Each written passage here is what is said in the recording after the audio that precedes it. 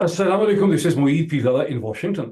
बहुत सी डेवलपमेंट्स हैं पाकिस्तान के अंदर, तूल अर्ज़ में बहुत डेवलपमेंट हैं, दुनिया में बहुत डेवलपमेंट्स हैं, लेकिन मेरा फोकस जो है इस वक्त पाकिस्तान के ऊपर है। और पाकिस्तान के अंदर भी हर सूबे में ही डेवलपमेंट्स हो रही हैं। पंजाब में, खैबर पख्तूनख्वा में, सिंध में, कॉन्स्टिट्यूशनल, लीगल, सुप्रीम कोर्ट। मैं चंद डेवलपमेंट्स को पिक एंड चूज करके उन्हें थोड़ा सा एक्सपेंड करूंगा और मैं एक एनालिसिस आपके सामने लेके आऊंगा, जिससे मैं अब तक की एक सूरत हाल को मैं समझा सकूंगा। मेरा ख्याल है, ये मेरा जोम है। लेकिन सबसे पहले मैं आपको एक चीज़ की, और अच्छा, और इस वीडियो का मैंने उन्वान ये रखा है कि इज इमरान खान और are Imran Khan and PTI being trapped into a May 9th judicial inquiry stroke judicial commission and whatever। और मेरी आपसे रिक्वेस्ट ये होगी कि इस वीडियो को आप कोशिश करें फास्ट फॉरवर्ड करके। ये होता है, ये फीचर आपके पास यूट्यूब पे, इसको आखिर तक देखें, क्योंकि इसके अंदर मैं बहुत सी चीज़ें ऐसी समझाने की कोशिश करूंगा कि जो मैं इसका जवाब दूंगा इस चीज़ का, सवाल का, ये अभी ये इसको एक पैराग्राफ के अंदर 5 मिनट में, आप 4 मिनट में समझा नहीं सकते। तो पूरी वीडियो आप देखेंगे तो आपको समझ आएगा कि मैं क्या कह रहा हूँ, कि क्यों इसमें देयर आर रिस्क्स। ये जो जुडिशल कमीशन मई 9 की इंक्वायरी को Imran Khan as usual on as a point of principle, हाँ जी इसकी कर लें, इंक्वायरी होनी चाहिए। मैं थोड़ा सा आपको समझाऊंगा, लेकिन पूरी वीडियो उसको देखने की कोशिश करें। सबसे पहले मैं एक चीज़ की वजाहत करना चाहता हूँ कि इन वीडियोस में और वीलॉग्स में मेरा जो मतमा नज़र और जो मेरा गोल है, वो अवेयरनेस पैदा करना है, जिसे इंग्लिश में कॉग्निजेंस कहते हैं। मैं शौरी सफ़र का, एक शौरी जंग का सिपाही हूँ। मैं बंदूक वाला सिपाही नहीं हूँ, और मैं रिपोर्टर नहीं हूँ। मैं इसे कहते हैं, मैं फैक्ट्स को डिग नहीं कर रहा होता। मैं इन्वेस्टिगेटिव रिपोर्टर नहीं हूँ। रिपोर्टर्स का बहुत इंपॉर्टेंट एक मुकाम है। सबसे ज्यादा जिंदगी अगर खतरे में होती है पाकिस्तान जैसे मुल्क में, दुनिया भर में, वो रिपोर्टर की होती है, बिकॉज वो कटिंग एज पे होता है, जहां से आप फैक्ट्स को इकट्ठा करते हैं, उसको डॉक्यूमेंट करता है, उसको रिकॉर्ड करता है। रिपोर्टर की जिंदगी बड़ी खतरे में होती है। और सबसे ज्यादा पाकिस्तान में अगर किसी को टारगेट किया गया है गुज़िश्ता 20, 25, 30 बरस में, तो वो रिपोर्टर्स को टारगेट किया गया एरियाज ऑफ कॉन्फ्लिक्ट के अंदर, क्योंकि सबसे ज्यादा खतरा अथॉरिटीज को रिपोर्टर से होता है। मैं रिपोर्टर नहीं हूं, मैं कभी भी रिपोर्टर नहीं था, मैंने कभी भी रिपोर्टर होने का क्लेम नहीं किया। मैं एक पॉलिटिकल एनालिस्ट हूं। मैं इन वीलॉग्स में जो कुछ भी आपके सामने रखता हूं, ये मेरा एक, जिसको मैं डॉट कनेक्टिंग कहता हूं, ये फैक्ट्स के ऊपर, वो फैक्ट्स जो बड़ी आसानी से ढूंढ आप सबको मिल सकते हैं, गूगल से, ट्विटर से, यूट्यूब से, डिफरेंट जगहों से, व्हाट्सएप से, उन फैक्ट्स को जोड़ के मैं एक ओपिनियन आपके सामने रखता हूँ। ये मेरा एनालिसिस होता है, लेकिन ये मेरी ओपिनियन होती है, ये फैक्ट्स नहीं होते। So I am not a reporter. मैंने देखा बहुत से लोग यूट्यूब पे कमेंट करके लिखते हैं, doctor Peerzada, doctor Moeed, you doing excellent reporting. No, आप गलत समझ रहे हैं। I am not doing reporting. I am a very keen student of history, politics, philosophy, literature, law. जो ओवरऑल प्रोसेस है, उसकी मदद से मैं एक एनालिसिस आपके सामने रखता हूँ। और इस पॉइंट को समझिए, बिकॉज ये बड़ा, एक बहुत बड़ा डिफरेंस है। जिस तरह से एक सर्जन में और एक फिजिशियन में, जिस तरह से एक एयरफोर्स के पायलट में और एक ग्राउंड फोर्स में जो फौज होती है, एयरफोर्स में फौज में फर्क होता है, नेवी और एयरफोर्स में फर्क है, इसी तरह एक पॉलिटिकल एनालिस्ट के रोल में और एक रिपोर्टर के रोल में बहुत फर्क है। I hope I make this point clear. और अब इसको जहन में रखते हुए जरा हम आगे चलते हैं। इमरान खान ने जेल में जब रिपोर्टर्स के साथ मुलाकात की, उसके बाद उनका जो बयान और उनकी स्टेटमेंट है, उसको पीटीआई ऑफिशियल जो ट्विटर हैंडल के ऊपर एक्स जिसको आप कहते हैं, उसमें इमरान खान की तस्वीर के साथ उसको प्रोड्यूस किया गया, और जिसमें दो चीज़ें आती हैं। एक, इमरान खान ने कहा कि कैसे जो इलेक्शन हुए हैं 8 फरवरी के, उसके नतीजे ने साबित कर दिया है कि अवाम ने मई 9 के ऊपर जो इस्टेब्लिशमेंट का बयानिया है, उसे रद्द कर दिया। ये उन्होंने बड़ी खूबसूरत बात की। इसमें बहुत वजन है। मैं भी कुछ स्टेटिस्टिक्स, ये मेरे हाथ में फ़ोन है, इसमें से एक व्हाट्सएप के ऊपर एक चीज़ चल रही है जो मैं भी आपको पढ़ के सुनाता हूँ। ये स्टेटिस्टिक्स हैं, बिल्कुल मैं 1 मिनट में आपको पढ़ के सुना दूंगा। बुनियादी तौर पे क्या है कि वो जमातें जिन्होंने एस्टैब्लिशमेंट के नैरेटिव को सपोर्ट किया मे 9 के ऊपर, जैसे पीएमएलएन है, पीपीपी है, मौलाना फजल रहमान की जमात है, और भी ये सारे लोग हैं, वो जो बयानिया है उसे अवाम ने रद्द कर दिया। ये बहुत इंपॉर्टेंट बात है। ये जो एक अदालत होती है ना जज की, जिसमें 5 जज होते हैं, एक जज होता है, 3 जज होते हैं, 5 या 7 जज हो, क्या उसकी वैल्यू है? अवाम की अदालत ने, जिसको कहते हैं ना विजडम ऑफ द क्राउड्स, उन्होंने इस पूरी एविडेंस को, पूरी कहानी को सुना है। एक अमेरिकन ऑथर की बड़ी जबरदस्त किताब है, मैं किसी अगले वीलॉग में दिखाऊंगा, अभी मुझे उसका नाम याद नहीं। विजडम ऑफ द क्राउड्स, कि कैसे जो क्राउड्स होते हैं, सैकड़ों हजारों लोग जब किसी नतीजे पे अपना माइंड अप्लाई करके पहुंचते हैं, तो वो एक दो चार लोगों की जो जजमेंट होती है उससे वो फैसला बड़ा सुपीरियर होता है। और इसके ऊपर मैं एक स्पेशल मुझे वीलॉग करना चाहिए, मैं ये बहुत डिटेल से आपको समझाऊंगा। एक अमेरिकन डिप्लोमेट ने इस्लामाबाद के अंदर जो पब्लिक अफेयर्स के हेड होते थे, टॉम उनका नाम था मेरा ख्याल है, थॉमस, उन्होंने मुझे वो किताब गिफ्ट दी थी उस वक्त, और मैंने उसको एक से ज़्यादा दफ़ा पढ़ा है, और मैं वो आपको डेफिनेटली डिस्कस करूंगा उसको। अच्छा, अब ये जो स्टेटिस्टिक्स हैं ये जो मेरे सामने है, मैं दिखाता हूँ। सानिया 9 मई पर अवामी अदालत का फैसला, और मेरा ख्याल है फॉर्म 45 के रिजल्ट हैं। मियां वाली के जिस हल्के में एयरफोर्स के नुमाइशी जहाज को आग लगी, वहां तहरीके इंसाफ 1,83,000 के वोट मार्जिन से जीती। कितने से जीती? 1,83,000 के वोट मार्जिन से जीती। लाहौर के जिस हल्के में कोर कमांडर हाउस है, वहां तहरीके, और जिसको जना हाउस, अल्लाह माफ करे, जिसको जना हाउस बनाया, कोर कमांडर का कब्जा लेकिन जना हाउस।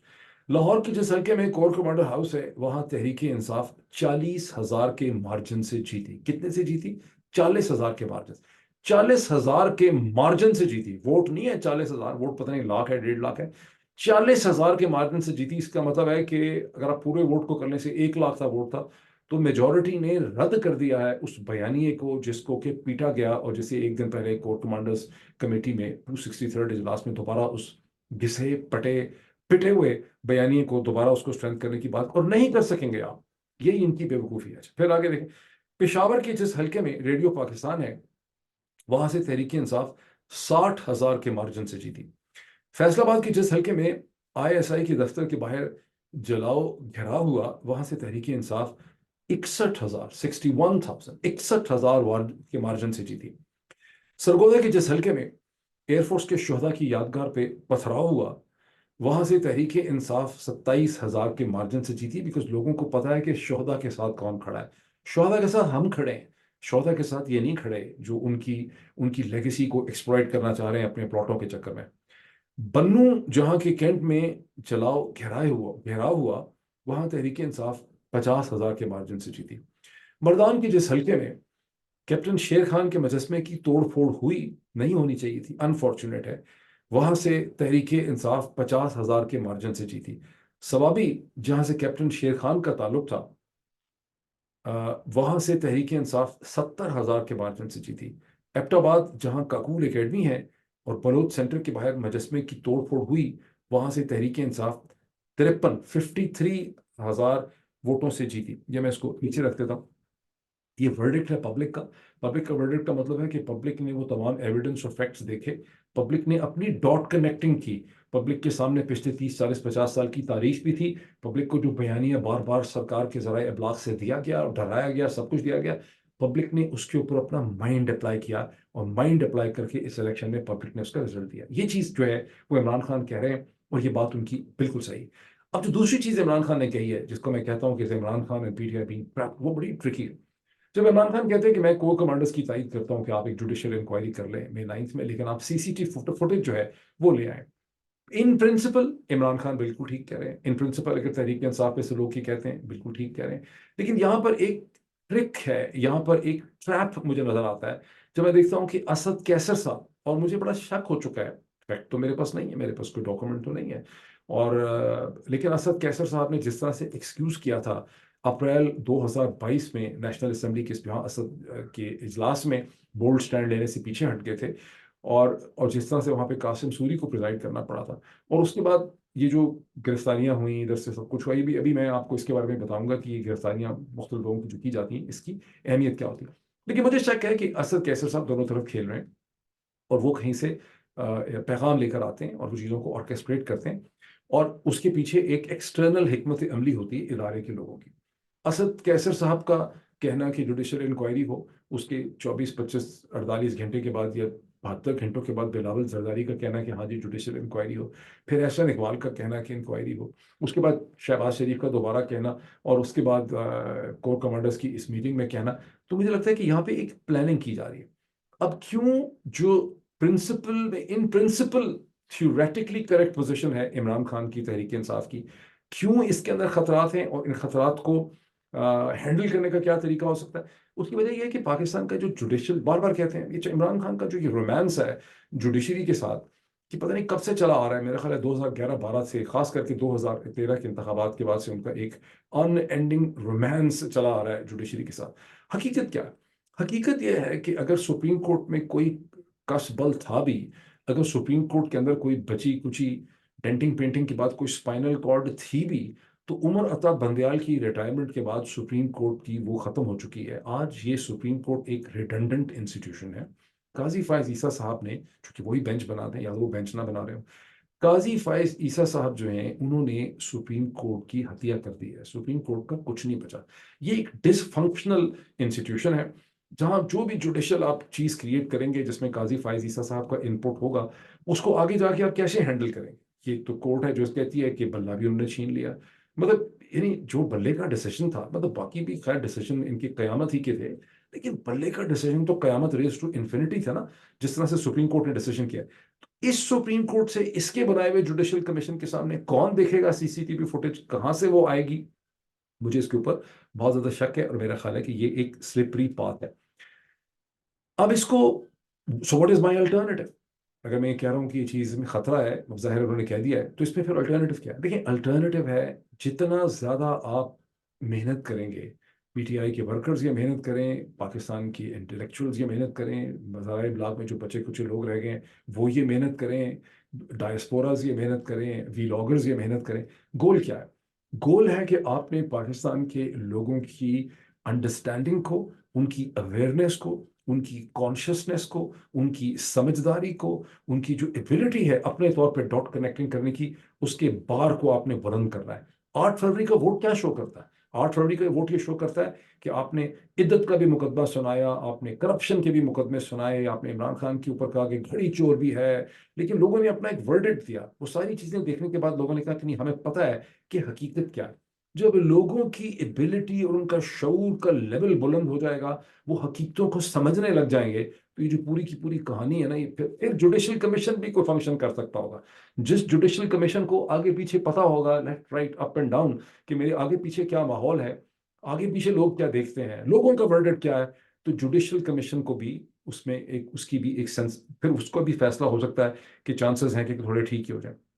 अच्छा, अब इसकी आपको एग्जांपल भी देता हूँ कि मतलब ये जो एक ब्रिलियंट काम किया है, फॉर इंस्टेंस पाकिस्तान तहरीक इंसाफ की ही ऑफिशियल से मैं एक स्क्रीन शेयरिंग आपको करता हूँ। ये आ गया ट्विटर का स्क्रीन शेयरिंग।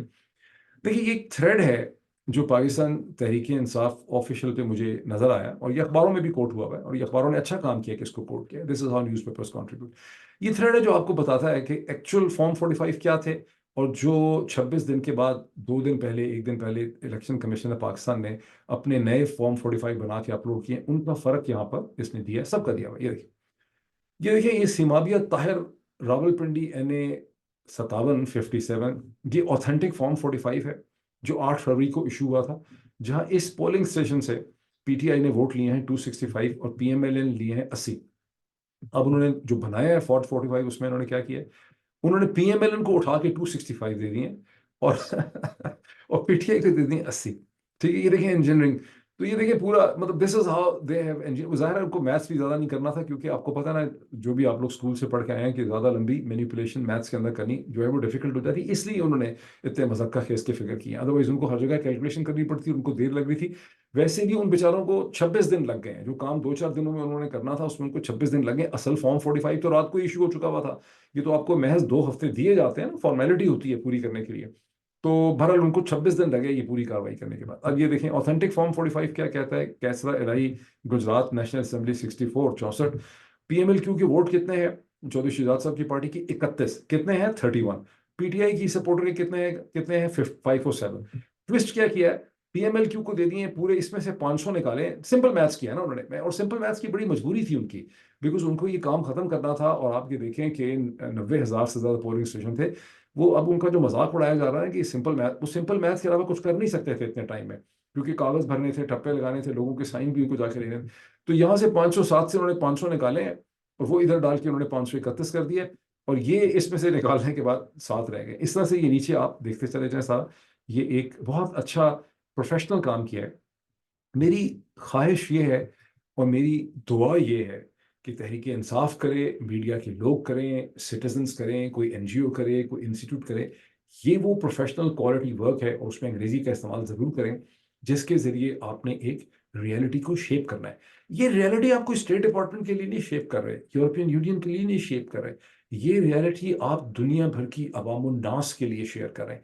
जब सूरज निकल आता है, जब सूरज निकल आता है, तो वो सिर्फ कोतवाली शहर को नजर नहीं आता, वो जर्नैल को नजर नहीं आता, वो स्टेट डिपार्टमेंट को नजर नहीं आता, वो पूरी दुनिया को, पूरी हयाती को वो सूरज नजर आता है अपनी आबोताब के साथ। हकीकत और सच्चाई एक सूरज की तरह होती है। जिस तरह 8 फरवरी की हकीकत जो है वो एक सूरज की तरह नुमाया हो चुकी है, इसलिए वो तमाम लोग जो बिके हुए मुनाफिक भी थे, उनको भी 8 और 9 फरवरी को मानना पड़ा कि असल में तहरीक इंसाफ और इमरान खान ये इलेक्शन जीत चुके हैं। उसके बाद वो और हीले बहानों से उसको डाइल्यूट करना चाहते हैं, लेकिन ये हकीकत की ताकत होती है। अच्छा, अब एक और दो चीजें जो मैंने दिखा दिया।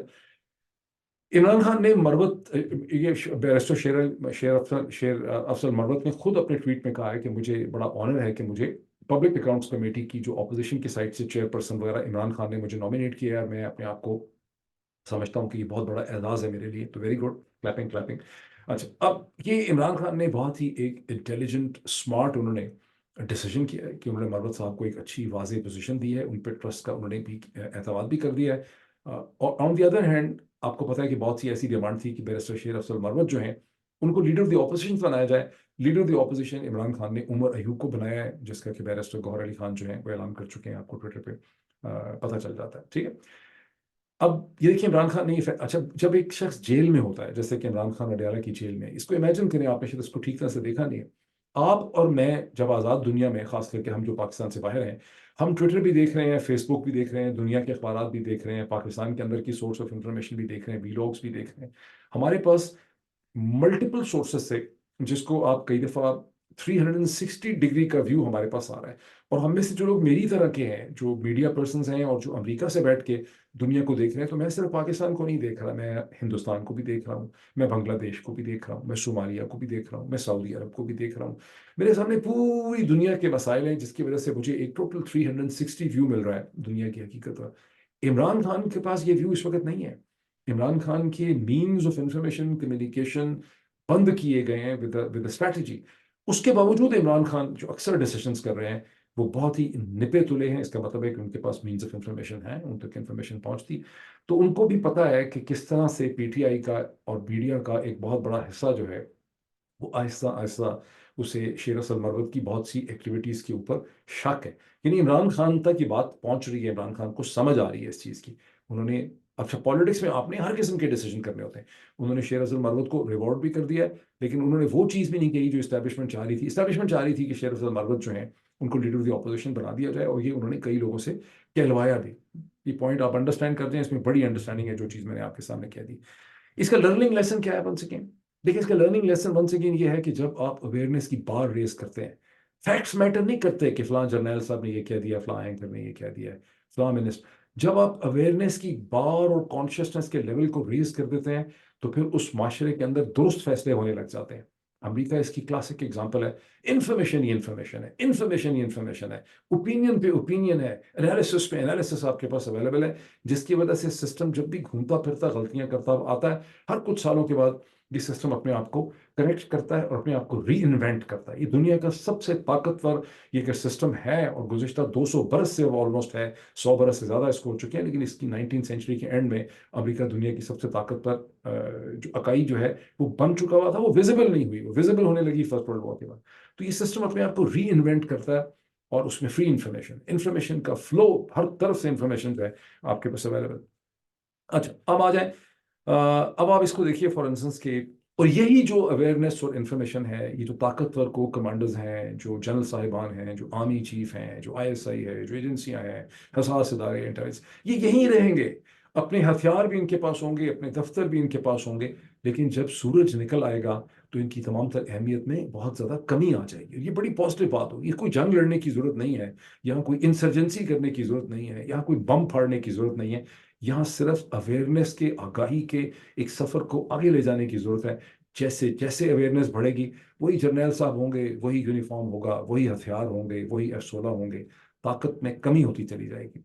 और बात एनालिसिस वो होता है जो आप वक्त के बहुत पहले कर देते हैं। आने वाले सालों में ये हम्बल एनालिस्ट आपको बताता है कि अभी पाकिस्तान की इस्टेब्लिशमेंट हर किस्म का फैसला कर ली, इलेक्शन के रिजल्ट चोरी कर ली, सब कुछ, ये आगे नहीं चलेगा।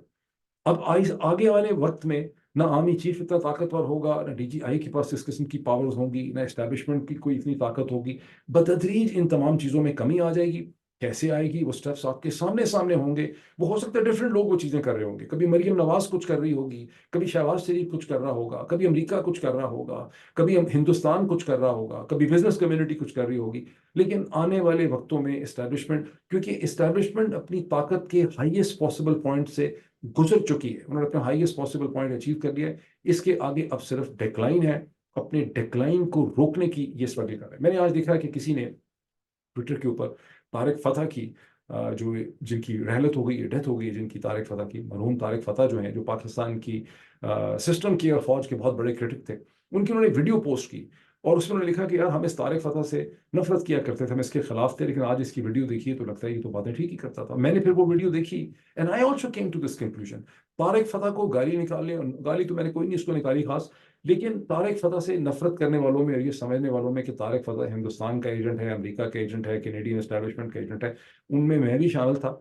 लेकिन मुझे बड़ी शर्म आई कि अब जब मैंने उसकी वीडियो देखी तो मुझे पता चला कि तारिक फतह को बहुत गलत बात नहीं कर रहा था, अपार्ट फ्रॉम द फैक्ट कि तारिक फतह ने जहाँ कहा कि मेजर और लिeutenants जो होते हैं, कैप्टन, उनको भी 200-200 एकड़ जमीन मिल जाती है, वो फैक्चुअली करेक्ट नहीं है। ये कहानी तो मेजर जनरल के बाद शुरू होती है, कर्नल ब्रिगेडियर कोई हाथ मार ले तो मार ले, वरना कर्नल तक तो कहानी खासी सीधी सीधी ही होती है। बहरहाल, मूविंग फॉरवर्ड बहुत बड़ा हो गया।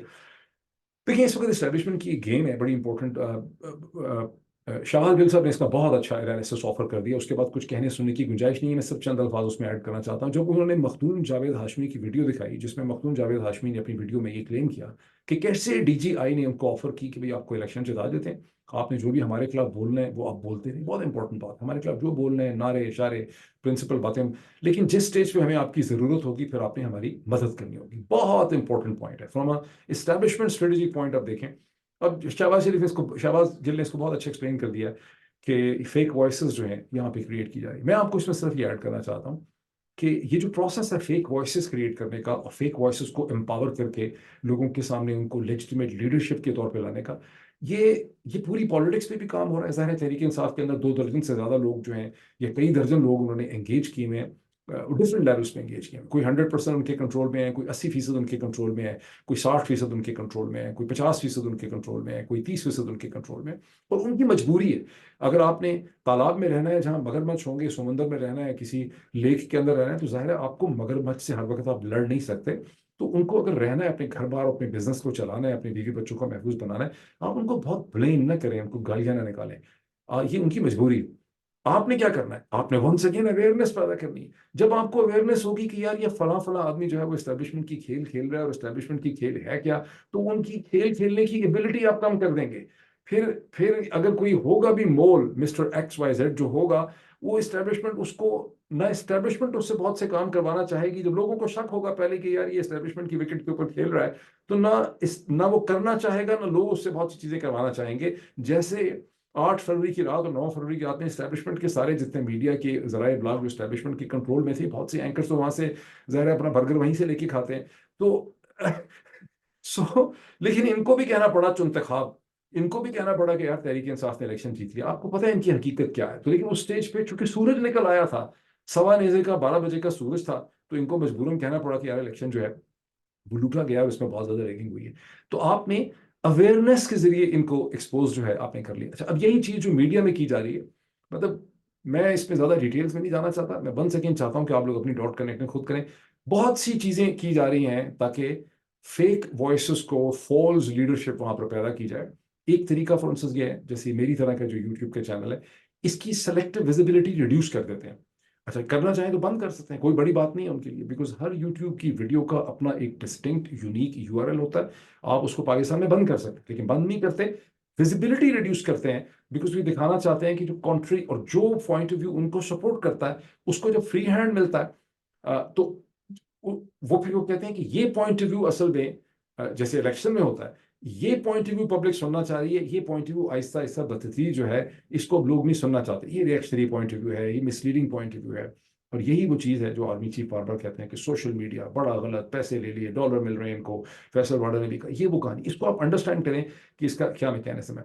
थोड़ा सा मैं इसके लिए अब मैंने खासा एक्सप्लेन कर दिया इसको। अच्छा हाँ, एक मैं पॉइंट आपको एग्जांपल दे दूं इसी चीज़ को, ये जो यूट्यूब वाली मैंने बात की तो बहुत बेहतर आपको अंडरस्टैंडिंग हो जाएगी। देखिए आपने अक्सर एक टर्म सुनी है, containment of China. What is containment of China via India?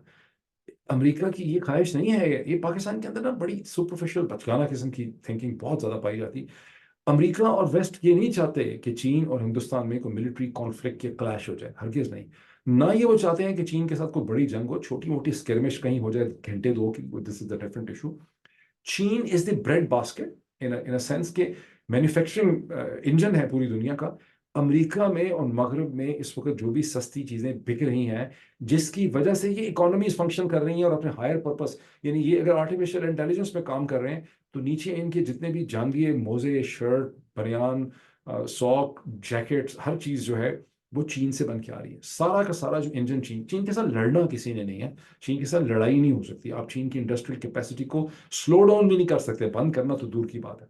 Containment का मतलब यह है वाया इंडिया कि आप हेल्प करेंगे for to rise of India. India financially rise करे, इकोनॉमिकली राइज करे, स्ट्रेटेजिकली राइज करे, बिजनेस वाइज राइज करे, उसका जीडीपी राइज करे, उसका ह्यूमन रिसोर्स राइज करे, ज्यादा इंडियन पाकिस्तान उसके साथ कॉपरेट करे, पाकिस्तान की मार्केट उसको मिल जाए हिंदुस्तान को। तो इंडिया का जो ये राइज है लाइक ए स्पॉन्ज, वो चाइना के राइज को कंटेन करता है, उसका रास्ता रोकता है, उसको एब्जॉर्ब कर लेता है। This is precisely what establishment is trying to do with YouTube and other things, कि इसको थोड़ा सा स्लो डाउन कर दो, इसको खुली स्पेस दे दो। तो जिसको अपने खुली स्पेस दी है वो पॉइंट ऑफ व्यू फिर उनको लगता है कि डोमिनेट करता है, और जिस पॉइंट ऑफ व्यू को वो दबा रहे हैं उसको आप कह सकते हैं कि यार ये रिएक्शनरी है, ये unpopular point of view. I hope I made the point, और ये आपको अंडरस्टैंडिंग इसकी हो गई। अब मैं क्विकली इसके ऊपर आ जाऊँ, बहुत लंबी हो गई ये कहानी। सुप्रीम कोर्ट ने जुल्फिकार अली भुट्टो के हवाले से ऑब्जर्वेशंस दी हैं, बहुत ही फुसफुसा किस्म का उन्होंने डिसीजन किया है। पहले तो ये क्लियर नहीं है कि फिर सवाल ये पहनता कि दो सवाल उठता है कि 2011 से ये रेफरेंस पीपल्स पार्टी का और आसिफ अली जरदारी का सुप्रीम कोर्ट के सामने था, इसको उठाया नहीं गया। अगर 2023-24 में इस रेफरेंस को काजी फायज ईसा साहब उठाते हैं तो क्या ये उनकी जाति कोई इंटेलेक्चुअल ठरक मारना चाह रहे थे, क्योंकि सारा एस्टेब्लिशमेंट नहीं चाहेगी कि वो इस केस को उठाते, या उन्होंने आसिफ अली जरदारी के साथ कोई बार्गेन उनका था, कोई इक्वेशन थी, उन पर मेहरबानी करना चाहते थे। इन एनी केस इसकी जो फाइनल डिसीजन आया है 9 मेंबर का, ये इंतहाई मायूस कौन डिसीजन है। उसमें सिर्फ ये कहा गया है कि जुल्फिकार अली भुट्टो को इंसाफ नहीं मिल सका था, ना लोअर लेवल पे ना ऊपर लेवल में। जुल्फिकार अली भुट्टो को जुडिशियल मर्डर हुआ। In the first instance Zulfikar Ali Bhutto को सेशन कोर्ट और कोर्ट ऑफ फर्स्ट इंस्टेंस मिली ही नहीं, ट्रायल किया ही गया, बस एक कोर्ट ही उड़ा दी गई और उनको लाहौर हाई कोर्ट में उनका ट्रायल हुआ। फिर उसके बाद सुप्रीम कोर्ट में जिस तरह से फैसला हुआ, चले अब मैं आपको, लेकिन एक उसमें जो लॉजिक दी गई है जिसको मैं अटैक करना चाहता हूँ, वो लॉजिक ये दी गई है कि चूंकि ये चीज हो चुकी, एग्जीक्यूशन हो गई है, सुप्रीम कोर्ट उसका कुछ नहीं कर सकती। What a pathetic argument, what a silly argument, what a ridiculous argument. Supreme court ने कोई भुट्टो को जिंदा थोड़ा करना था, सुप्रीम कोर्ट ने कोई किसी को सजा थोड़ा देनी थी। सुप्रीम कोर्ट ने सिर्फ ये कहना था कि सारी चीजों को देखने के बाद जो इसमें लीगल लैकिन और डेफिशिएंसीज और वीकनेस हैं, ये फैसला जो सुप्रीम कोर्ट ने 1979 में किया था भुट्टो की कैपिटल पनिशमेंट को अफर्म करने का और अप्रूव करने का, ये इनवैलिड था in the eyes of the law, ये रॉन्ग डिसीजन था, ये करना था सुप्रीम कोर्ट ने। अच्छा उन्होंने कहा जी हम ये कर नहीं सकते, मैं अब आपको दोबारा स्क्रीन शेयरिंग करता हूँ और मैं आपको कुछ यहाँ पे दिखाना चाहता हूँ इस हवाले से।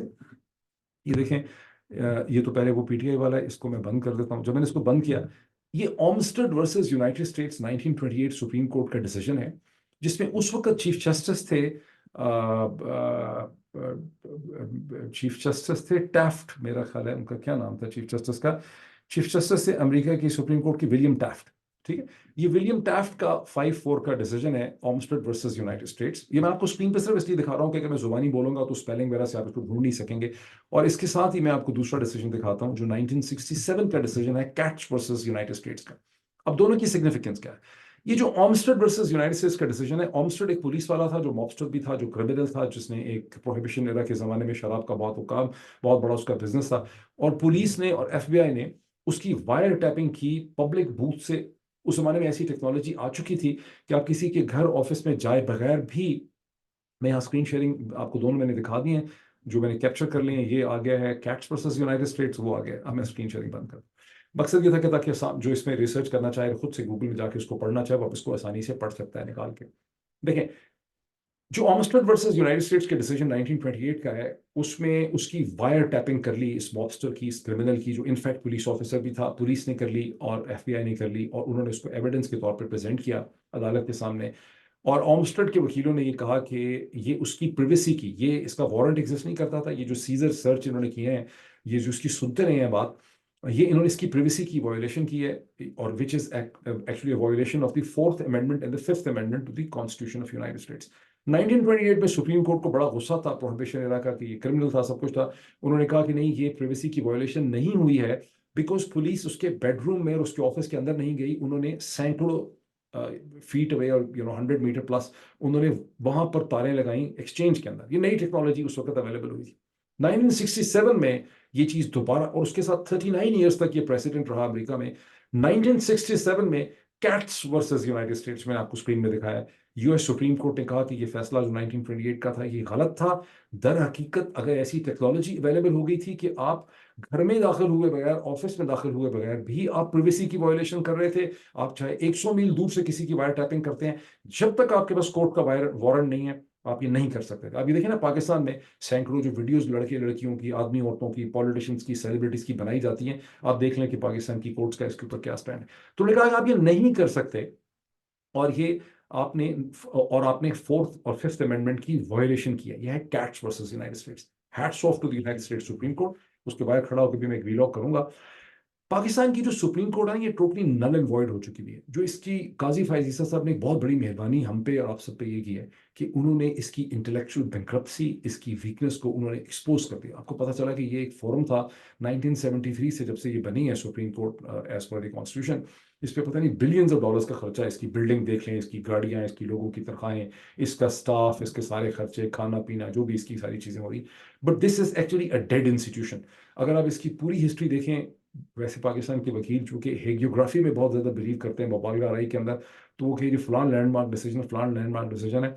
इन्होंने अगर कोई कहीं कोई लैंडमार्क डिसीजन किया है, जैसे फॉर लॉयर्स कैंपेन वगैरह में कर दिए थे, इसलिए कि लोगों में एक अवेयरनेस पैदा कर दी थी, एहतसाब ऐसे ने पब्लिक प्रेशर में किए थे। अदरवाइज इस इंस्टीट्यूशन के अंदर कोई भी पाकिस्तान की फलाह का और फैसला करने की कैपेसिटी ही इसके अंदर नहीं है। इतनी बुरी तरह से कॉम्प्रोमाइज है, और ये एक बिल्कुल रिडंडेंट इंस्टीट्यूशन है, जिसका कोई और रिप्लेसमेंट जो है वो होनी चाहिए, या इसकी बड़ी सीरियस किस्म की रिफॉर्म होनी चाहिए। अभी इतना ही। हाँ, एक बात है, बेचारी निकी हेली बाहर हो गई है finally after losing the 15th primary out of the 16 primaries. Nikki Haley ने कहा है गुड बाय। अब मुकाबला होगा ट्रंप एंड बाइडेन का, उसकी फिर बात करूंगा अगले ब्लॉग के अंदर। Thank you.